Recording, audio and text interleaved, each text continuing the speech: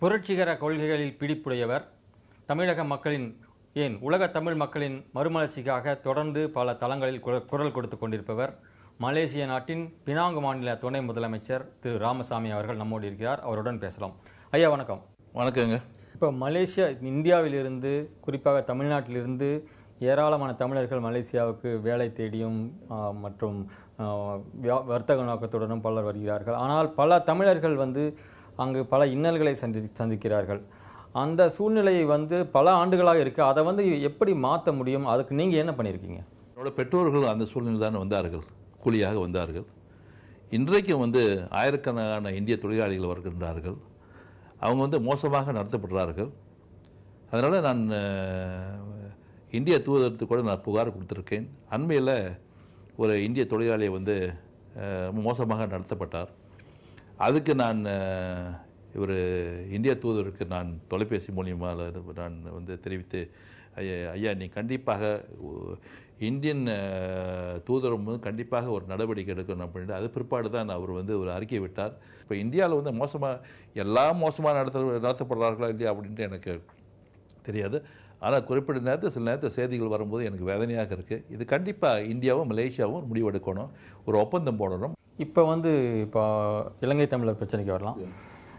ஐநா மனித உரிமை ஆணையர் இப்போ சமீபத்தில் கடந்த சில தினங்களுக்கு முன்பாக இலங்கை தொடர்பான அறிக்கையை சமர்ப்பித்திருக்கிறார்.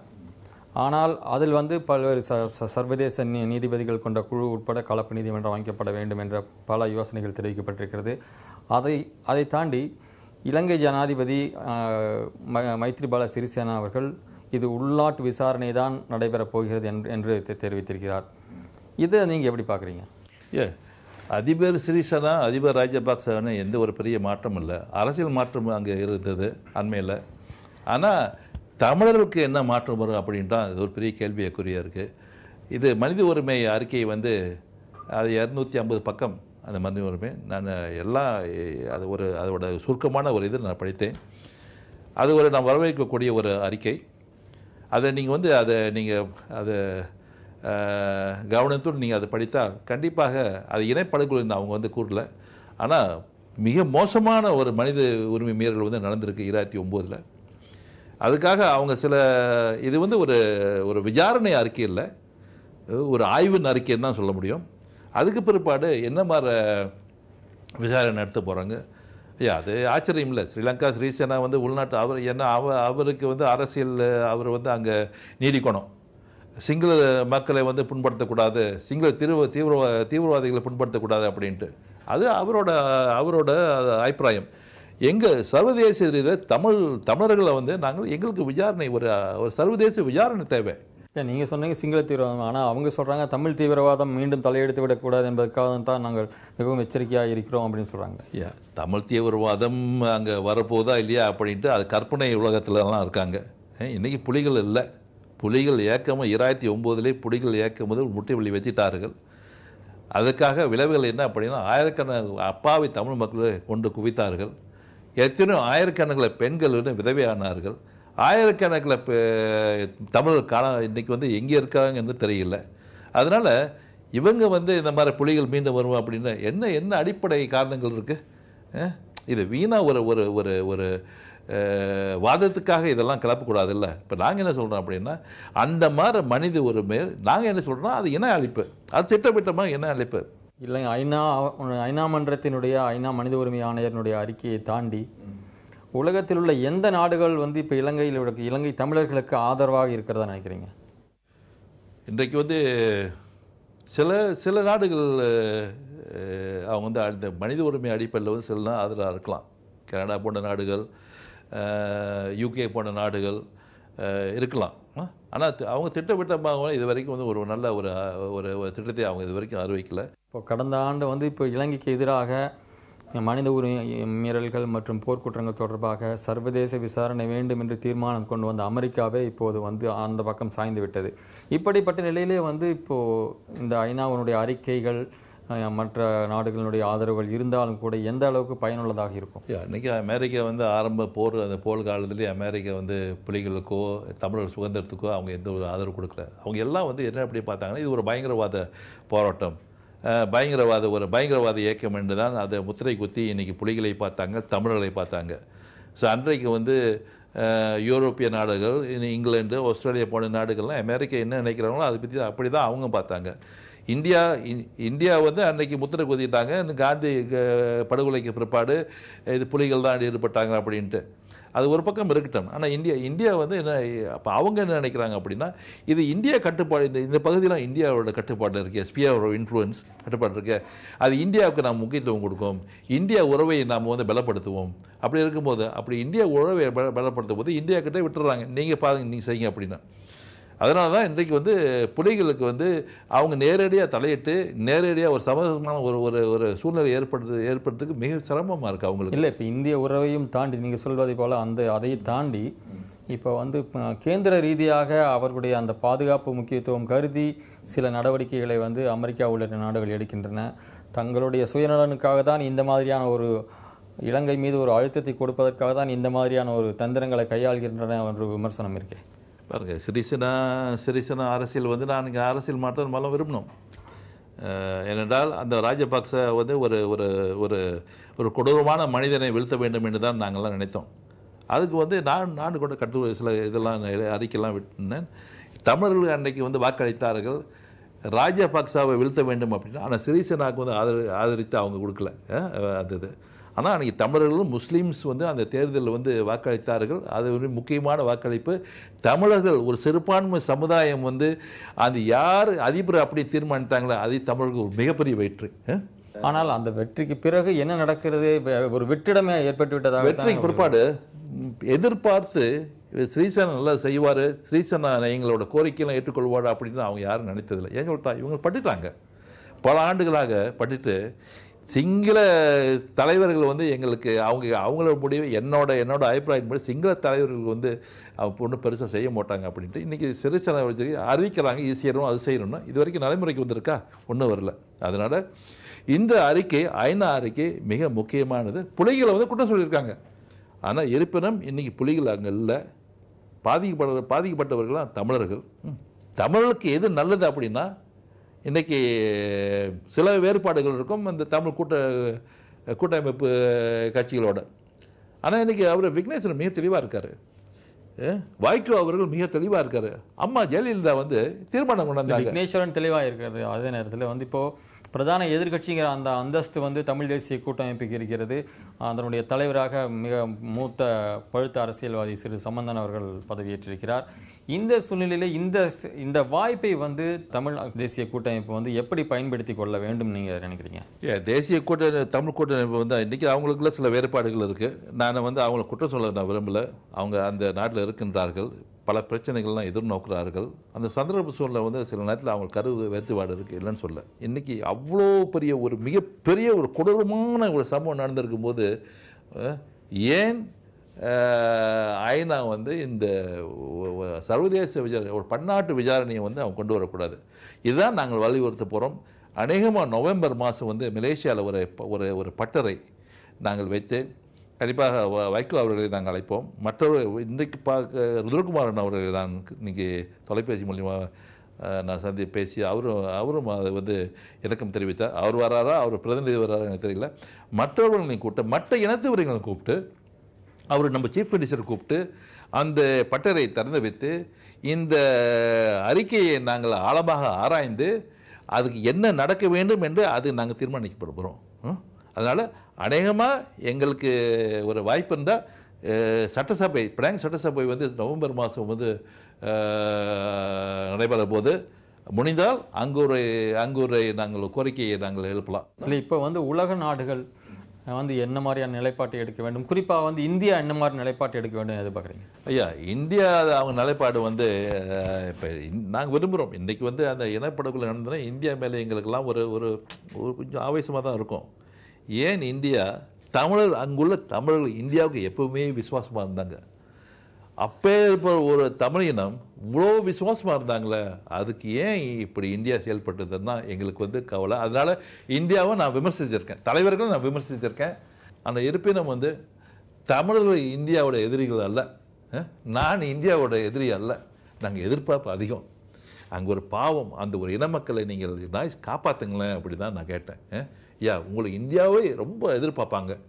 இன்றைக்கி நாங்கள் தமிழிலும் அப்படின்னு நீங்கள் அதை பற்றி கூட பேச மாட்டேன். அங்குள்ள அடிப்படை பிரச்சனைகளை நீங்கள் இந்தியா தீர்க்கலாம்ல. ஆனால் ஏன் இதில் வந்து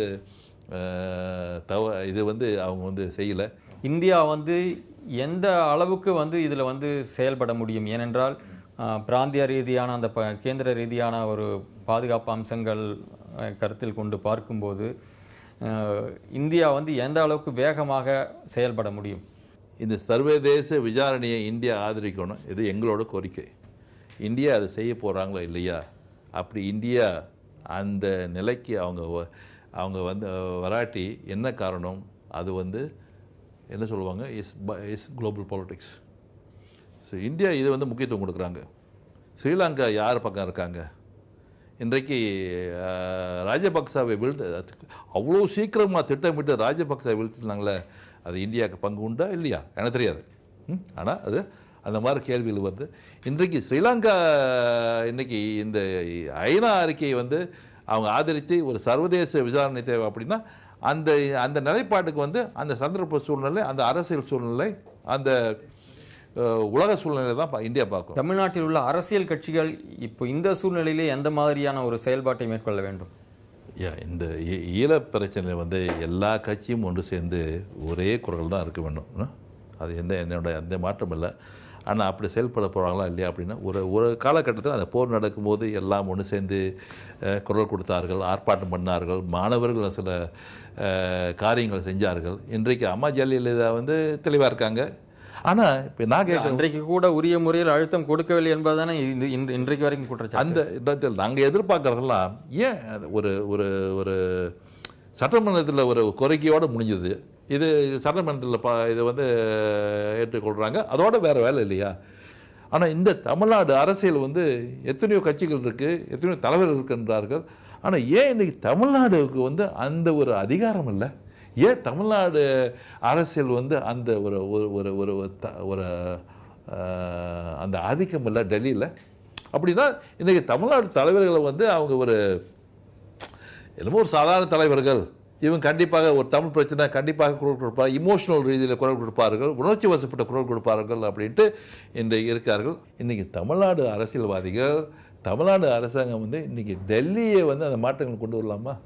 அதுக்கு அந்த வாய்ப்பு இருக்கா? அது எனக்கு சந்தேகம்தான்.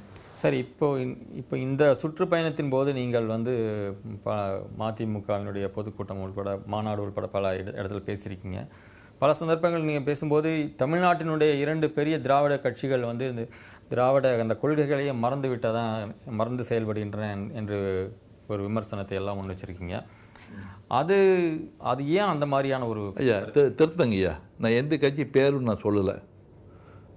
எனக்கெல்லாம் நான் ஒரு ஐயா தந்தை பெரியாரின் பாசவை சேர்ந்தவன். நான் எனக்கு அண்ணா மேலே எனக்கு மிகுந்த ஒரு எனக்கு வந்து அவரோட மேலே ஒரு எனக்கு அந்த ரெஸ்பெக்ட், பெரியார் மேலே வந்து நான் இன்றைக்கி பெரியாரை பற்றி பல இடங்களில் பேசியிருக்கேன். அவருக்கு திராவிட கொள்கையை பற்றி பேசியிருக்கேன். நான் என்ன சொல்கிறேன்னா, சில திராவிட கட்சிகளை பார்த்து நீங்கள் இடம் போடக்கூடாது, இதான் திராவிட இயக்கம், இதெல்லாம் திராவிட கொள்கைன்னு. இன்றைக்கி சோஷியலிசம் ஒரு பொது உடைமை அப்படின்னு நம்மலாம் பேசுகிறோம். சில சோஷியலிஸ்ட் நாடுகள்லாம் வந்து அவங்க வந்து சரியாக செயல்படலை, அதனால் சோஷியலிஸ்ட்டை நம்ம குற்றம் சொல்ல முடியுமா? அதே மாதிரி தான் திராவிட இயக்கம். இந்த இன்றைய சூழ்நிலையில் வந்து இப்போ திராவிட கொள்கைகள் வந்து எந்த அளவுக்கு பின்பற்றப்படுகின்றன? நல்லா ஆய்வு பண்ணலாம். ஆய்வு பண்ணக்கூடிய ஒரு ஒரு ஒரு ஒரு தலைப்பு தேட வேண்டிய நிலையில் தான் இருக்கு. தேட வேண்டிய நிலை. இன்றைக்கி வந்து திராவிட கொள்கை பின்பற்றுறாங்களா, திராவிட கொள்கை என்ன அப்படின்னு நீங்கள் நீ சாதாரண தமிழ் பள்ளியெல்லாம் இப்போ மலேசியாவில் கேட்டால் பெரியாருன்னா யாருன்னு கேட்குறாங்க. இன்றைக்கி அண்ணா யாருன்னு கேட்குறாங்க. அது சரியான போதிக்கப்பட்டுள்ளதெல்லாம். யாரும் இப்போ பேச திருவள்ளுவர்னா யாருன்னு கேட்குறாங்க. நீங்கள் தமிழ்நாட்டிலே கேட்பாங்க யாருன்னு. சினிமா நடிகை பார்த்து தான் இல்லை அந்த மாதிரியான கேட்க வேண்டிய சூழ்நிலை வந்ததுக்கு யார் காரணம்? அது காரணம் இங்கே உள்ள தலைவர்கள் தான். ஒரு கட்சி அப்படின்னா, ஒரு திராவிட கட்சி அப்படின்னா, இன்றைக்கி திராவிட கட்சியெல்லாம் உடஞ்சி கிடக்குது. ஒரு கட்சி பரவாயில்ல. அப்படி இருக்கும்போது இன்றைக்கி அந்த கொள்கை, திராவிட கொள்கைன்னா என்ன, இது எதுக்காக இந்த திராவிட கொள்கையை நம்ம அடிப்படையாக வைத்து இன்றைக்கி அரசியல் இறங்கணும் அப்படின்ட்டு அந்த உணர்வு வந்து இன்றைக்கி காலப்போக்கத்தில் வந்து அது கஷ்டம்தான். அதை காப்பாற்றுறது கஷ்டம்தான், இல்லைன்னு சொல்ல. அது வந்து ஒரு சாதாரண விஷயம் இல்லை. ஆனால் இன்றைக்கு வந்து திராவிட கொள்கை வந்து நீங்கள் ஆழமாக நீங்கள் வந்து அதை படிக்கும்போது ஆய்வு பண்ணும்போது நீங்கள் அது இன்றைக்கி திராவிட கொள்கையை வந்து சில பேர் விமர்சனம் பண்ணுறாங்க, இல்லைன்னு சொல்ல. குறைகள் இருக்குது. காலத்துக்கு ஏற்ற ஒரு கொள்கை நமக்கு தேவை. அதுக்கு விமர்சனம் அதை ஏற்றுக்கொள்ளலாம். அதே சமயத்தில் ஒரு மிகப்பெரிய ஒரு தமிழ் திராவிட சித்தாந்தத்தை நாம் வந்து குறை சொல்லிக்கிட்டே இருக்க முடியுமா? எங்களோட அன்றைக்கி பெரியாரோட இன்றைக்கி வந்து முன்னோடிகள் இன்றைக்கு என்ன அவங்களோட உழைப்பு, அவங்களோட அர்ப்பணிப்பு இன்றைக்கி தமிழ்நாடு வந்து திராவிட